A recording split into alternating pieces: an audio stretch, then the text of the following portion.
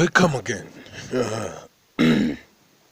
Mind Education TV Dialogues Experience Lab. We're gonna continue our point where we stopped on last episodes for our possibility of inner evolution. One things must be clear: what is required is not intellectual knowledge, which, properly speaking, is merely information. Such information may become necessary, but it is absolutely inadequate in our search. For this search, the self-knowledge we need is above all an inner experience, consciously live, and what we are including the whole range of impressions of oneself which one receives. Great stress is placed on sincerity in the process of self-study. A man must make a decision that he will absolutely sincere with him, will not close his eyes to anything, will not limit himself to any previously erected words. Many things are necessary for observing. The first is sincerity with oneself. This is very difficult. It must easily to be sincere with a friend. We find it difficult to look at oneself, for we are afraid that we may see something bad. And if by accident we do look deep down, we see our own nothingness. We try not to see ourselves because we fear we shall suffer remorse of conscience. There are many dirty dogs in us. Dirty dogs. Like unwanted things or bad things in us. We do not want to see them. Sincerity may be the key to the door through which one part may see another part. Sincerity is difficult because of the thick crust that has grown over essence. Each year man puts on a new dress, a new mask, one over the other. All this has gradually to be removed. It is like peelings of skin of an onion. Until these masks are removed, we cannot see ourselves. Self-understanding arises when we objectively observe the reality or fact of our life as they happen. Learning about yourself is never the same as accumulating knowledge about yourself. I repeat again. Learning about yourself is never the same as accumulating knowledge about yourself. Learning is active, present, and knowing is past knowing. Learning about yourself has no beginning and no end, whereas knowledge is finite and knowing is infinite. They are only fact, not a greater or lesser fact.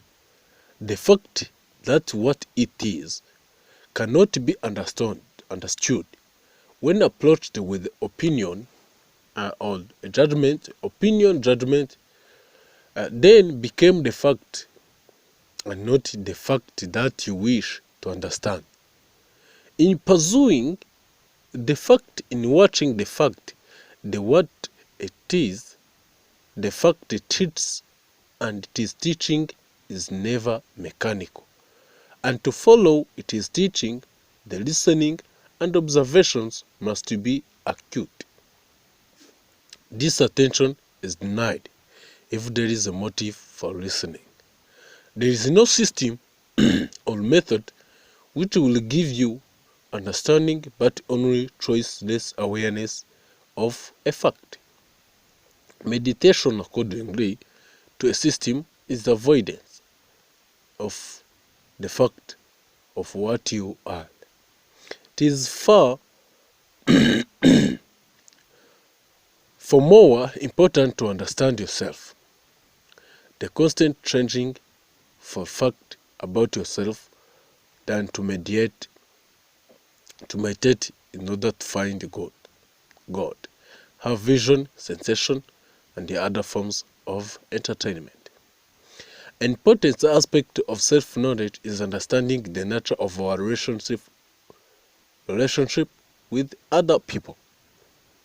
If someone is bad-tempered, there are many, maybe, and reasons for it which has nothing to do with me personally. We must try to remember that often it is not the person himself, but instead that behaves irritably toward us. As I change, so does another.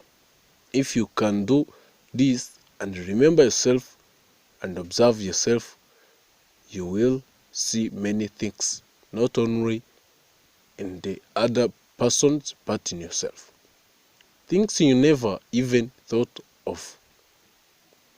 Only he can be just who can enter into the positions of another and judge others by yourself, and you will rarely be mistaken. The process of examining, monitoring, and looking at oneself has a higher development function and purpose. A man noticed that he cannot observe everything he finds in himself impartially. Some things may please himself. Other things will annoy him, irritate him, even horrify him. And it cannot be otherwise. Man cannot study himself as the moon star. As a curious fossey, quite naturally will like in himself what helps his development and dislike what makes his development more difficult or even possible. This means that this means that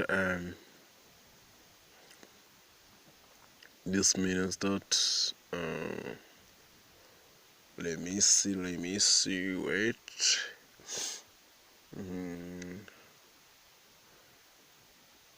This means that very soon after starting to observe himself, will begin distinguish useful features and harmful features in himself. That is useful and harmful from the point of view of his possibility, self knowledge, his possible awakening, his possible development. He will see side of himself which can become conscious, and side which cannot become conscious and must be eliminated. In observing himself, must always remember that his self-study is the first step toward his possible. The very process of calmly observing ourselves transform our body, mind, and feelings, leading to a new level of inner development and being. Don't look for quick result. There may be no one within you noticing. Unknown to you, your posture will undergo a change. There will be more clarity in your thinking, clarity in your feeling, purity in your behavior. You need not aim at this. You will witness the change all the same. Be the explorer of your body. Be explorer your feelings and the desire, your moods and those states drop all idea about what you are. That's without knowing anything, like an explorer, for the adventure of discovery from the moment to moment. In this exploration, you will see that you don't really observe that your project, your fears and desire and spur impose those onto the world. So all you see is your own conditioning, not the world as it really is. The awareness, the understanding of how you really function, not just psychologically, but in every level, it is transformation. If you try to make any voluntary change, all you are doing is shifting energy around a little and making things momentary more comfortable for yourself. In attitude of openness and exploration, you automatically became a silent. Let's go to another point after approach of self-study. We're gonna study the secondary self or false personality. Secondary self or commanding self is described by suffix as complete reaction and self-imposed barrier erected by the lower understanding. This first personality is a superficial thought necessary intellectual emotion system which hides or veils the essence or deeper individual of the human being. Self-deceptions are bias, two characteristics of secondary self, prevent real knowledge and understanding. The Sufi conception of a lower, commanding self, which veils the ability of discern reality, insists that anyone who tries to move ahead with spiritual activity without transforming this self will destroy his again. The Sphinx, ancient giant of Baghdad, read the distorting operations of secondary self in this observation. If you seek a brother to share two burden, brothers, and the truth hard to find, but if you are in search of someone who own burden you yourself share, there is no scarcity of such brothers. The reactive patterns of secondary self have their source in unconscious childhood conditioning by parents and surrounding culture, and continue to be shaped and strengthened as we grow older. Reactions are a pattern of emotions and behavior. Yeah. From the by conditioning that's run automatically when they are triggered by internal or external event.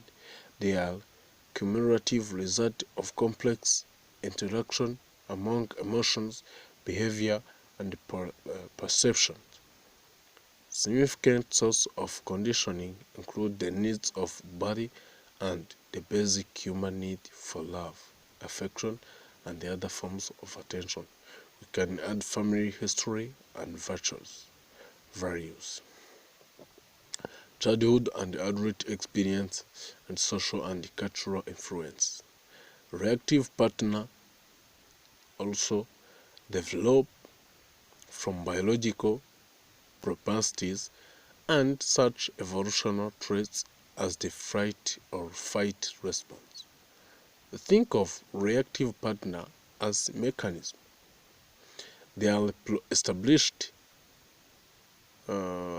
established they are established by conditioning, are triggered by external and internal events, and once triggered run only according to what has been conditioned. Such mechanical mechanism may appear to be aware and responsive, but they are no more responsive than a computer program. One important method of self-study leading to the diminution of secondary self is to oppose habit for the purpose of self-knowledge and inner development. The observation and the study of habit in particular are difficult because in order to see and record them, one must be escaped from them. Free particular habit does not observe it, but at the very first attempt, however feeble, to struggle against it. He feels and notices it. This opens up practical method of self-observation. It has been said before that man cannot change anything in himself, that he can only observe and record. This is true, but it is also true that a man cannot observe and record anything if he don't try to struggle with himself. That is, with his habit without a struggle, a man cannot see what he consists of. The struggle with a small habit is a very difficult and boring, but without it, self-observation is possible. Let me repeat this once again. The struggle with a small habit is very difficult and boring, but without it, self-observation is impossible. Understanding the nature of the secondary self leads to higher development growth. By bringing the operation of commanding self into view, its limitations, distortions, and peculiarities can be observed both by the individual himself and by observers. The conquest of the commanding self is not achieved merely by acquiring a control over one passion. It is looked upon as terming of world consciousness, which believes that it can take what it needs from everything, including mysticism, and bend it in its own use. The tenets to employ material and method from whatever source of personal benefit is understandable in particularly complete world of ordinary life, but cannot be carried over into the greater world of real fulfillment. The habitual conditioned partner which underlie the structure of the personality must be directly seen and acknowledged before they can be transformed. We end suffering by chasing, tend to identify with what we are not, a partner that interrupt experience as separate, and the other then operates to control or justify its own imagined existence. To wake up is hard. We must first realize that we are asleep. Next, we need to identify what keeps us asleep, take it apart, and keep working, dismantling it until it no longer functions. As soon as we make an effort to wake up, we start opening up to how things are. We experience what we have suppressed or avoided, and what we have ignored and overlooked. When this happens, the reactive partner that have learned our lives keep us in a confusion, distorted our feelings, and caused us to ignore what is right in front of us are triggered. They rise up strongly, undermine the tensions that is bring us into deeper relations with what we are and what we experience. When you can see those partner and everything that can construct out them as movement of mind, nothing else, we begin to wake up. The light of awareness transformed the secondary personality by bringing into consciousness that which was previously hidden or unconscious. Only living stillness without someone trying to be still, is capable of undoing the conditioning our biological, emotional, and psychological nature has undergone. So let us stop here. We'll continue on fourth part next. So bye bye.